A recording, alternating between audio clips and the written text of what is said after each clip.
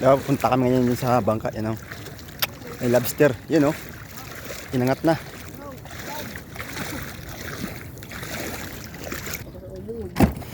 Dito lang palis daw. Grouper.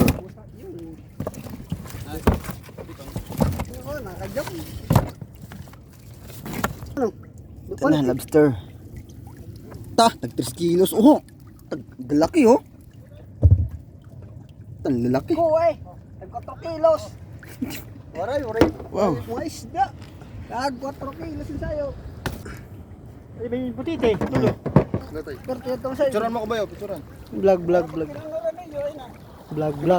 Dito na po kami. Galing Laot. laot. Hello guys, nandito kami ngayon. Nahuli kami ng Lobster. malaking babae. Yan po ang nahuli namin ngayong araw. Laki naman yan.